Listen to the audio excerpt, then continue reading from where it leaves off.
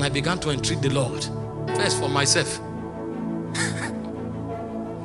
Say, Lord, help me, help me, help me. What do I do? What do I do? What do I do? What do I do? And he said, lift up your eyes from where you are now and see. And my mind went to the scriptures in Genesis 13 verse 14. And he said from verse 10 that Lot lifted up his eyes and he saw the plains of Sodom and Gomorrah, that they were green. And he chose that path. But at the end of the day, it became a ground of desolation. But Abraham waited until God said, lift up your eyes. And he looked north, south, east and west, and God gave him the whole world. So he said the only way to succeed is not to move until God speaks.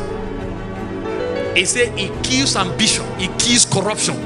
If you know you can't step until God speaks, you may not be too quick to move. I saw the reason why in Mark 1:35, he said, a great while in the morning, Jesus went to a solitary place. There he prayed. If you know that you can take the wrong step, then you will not move until God speaks. So some people may have to begin their day by 12 p.m. to be accurate.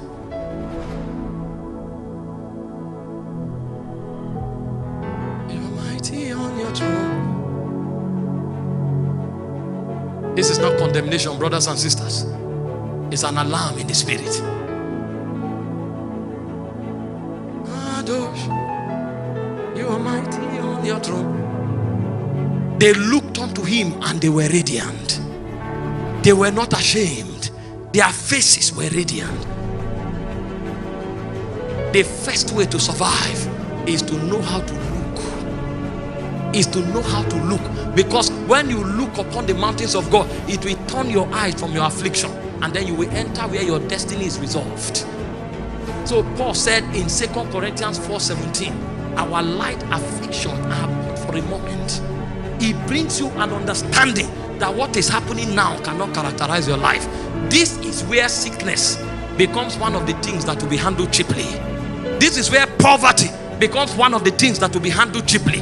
This is where afflictions becomes one of the things that will be handled cheaply, because we know that our light affliction. How did we come about that knowledge? We have seen a slate that is in eternity. We lifted our eyes. They work for us an exceeding weight of glory, while we look not at the things which are seen. And even in this service, most of you will have to look away from your sickness, because by the time you turn back, it will no longer be there. I'm telling you, because the reason most people fail is because of sickness. The reason most people fail the race of destiny is because of circumstances.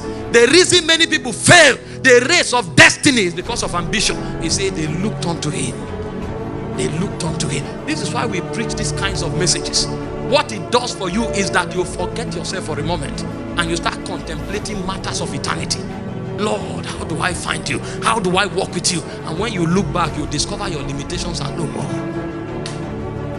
Moses, the Bible said, was laboring until he came to Horeb, the mountain of God, and he saw a bush burning that was not consumed.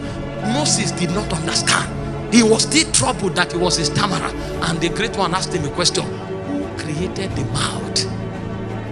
This is how we know that our light affliction are but for a moment, when we can see him. And one of the ways of seeing him is through his word.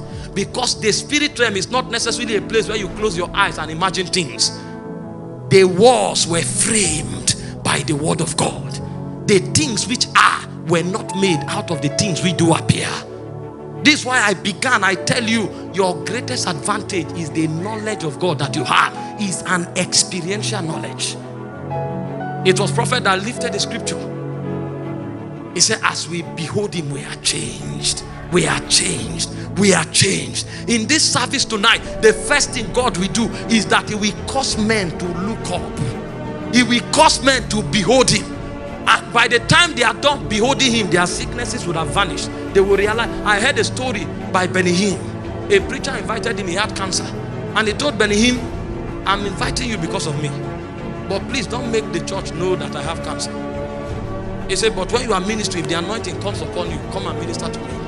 But please don't tell the church. Benny Hinn was ministering, the anointing was upon him. The anointing was upon him. And when he looked at the man was composing himself, trying to act so that people will not notice and all of that. And Benny Hinn wanted to go, and Jesus said, don't touch him. Don't touch him. until he kept worshiping. And a point came when the man was overwhelmed with tears. As he was crying, the Lord told him, now. And as he came close to the man, his eyes were closed. He went under the power, and cancer ended. Because at that point, his gaze have shifted. When we preach messages like this and the heart of men are open, something is happening on their inside. He said the spirit will enter into the heart of the man, and he will grant him wisdom and revelation in the knowledge of him. The eyes of his understanding begins to gain enlightenment. So when your heart opens, something is happening beyond what you know. The Holy Ghost now begins to walk on your inside. That is when you are changed from glory to glory by the Spirit of the Lord. If we are corrupt, we will collide with sickness. We will collide with destruction. We will collide with a lot of things. Services like this will not help us, because it will only take a while. What you were cured from, you will go back. It was Captain Kuman that healed a woman who was a porn dancer, and the woman never received the Lord, and she went back. And that was one of the things that hurt her the most in her ministry. She went back because she didn't know that beholding him is priority. If God will open your heart tonight, the sickness will vanish before you are prayed for. I've seen it happen many times. The sickness will vanish before you are prayed for. I told us last week, one of the provokers of the power of God is the name of Jesus. The sickness will go at the instance of the name. Even while your heart is yet open now, the Holy Ghost will be ministering to you. The anxiety is too much. The corruption is too much. The weakness is too much, because nobody can behold him. It is for this reason that the elders of old tarried in prayer for days.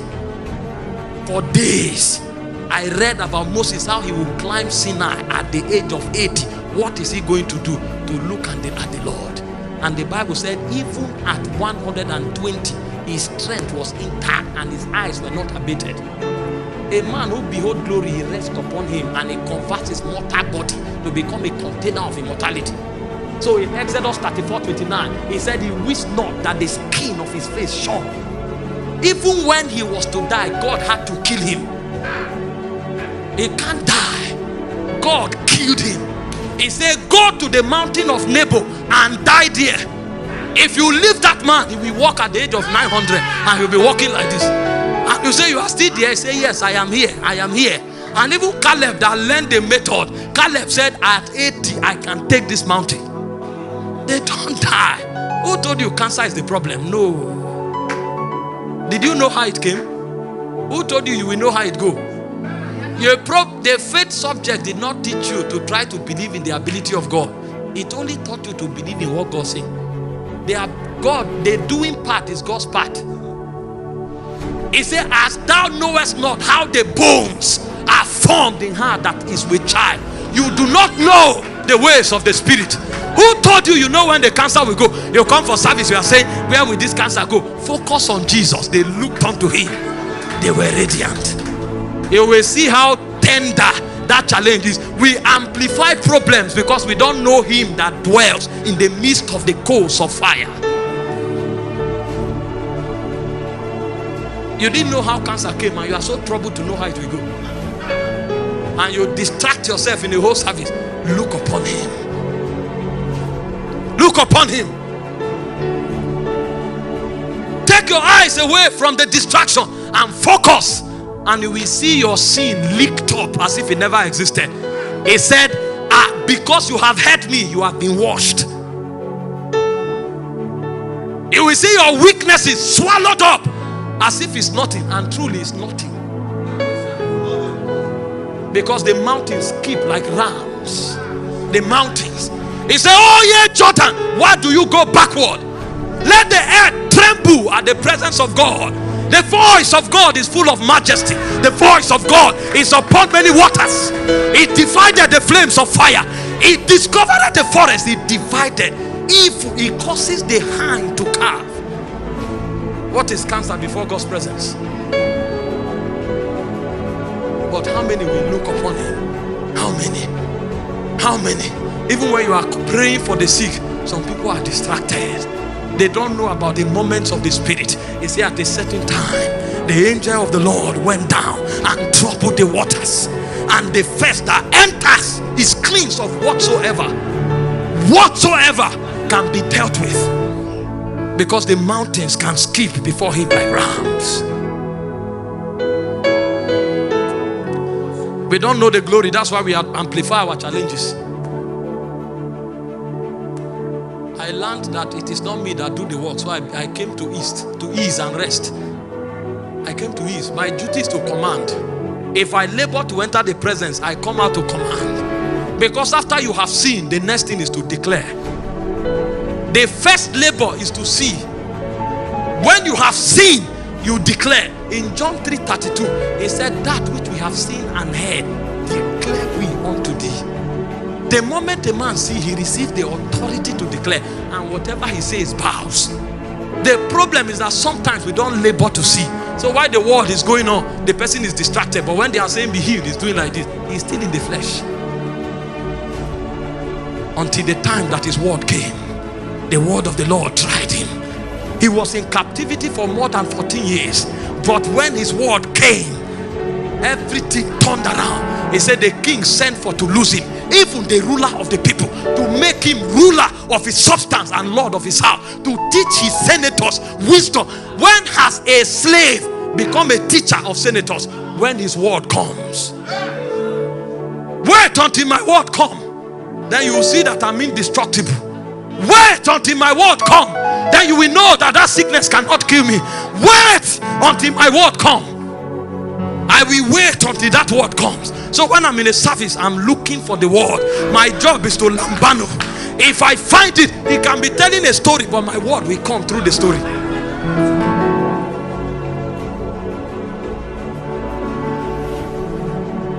You ancient Zion's king, Kadosh.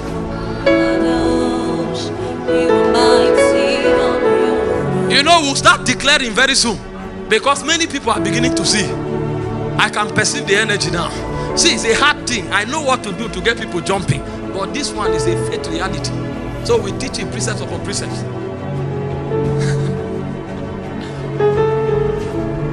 If you can look away from yourself now, something can shift. Something can shift, because the word of the Lord will come your way. Whether you can catch it or not is whether you see.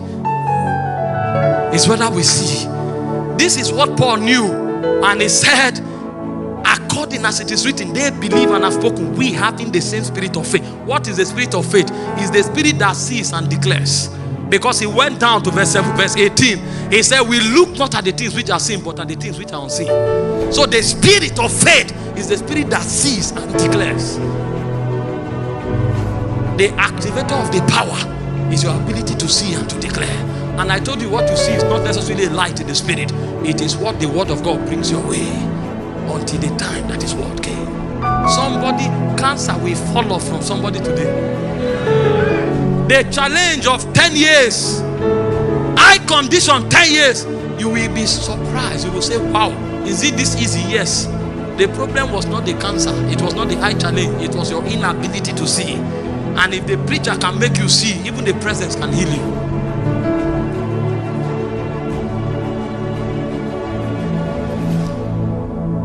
Second Kings chapter 2 verse 9 and 10.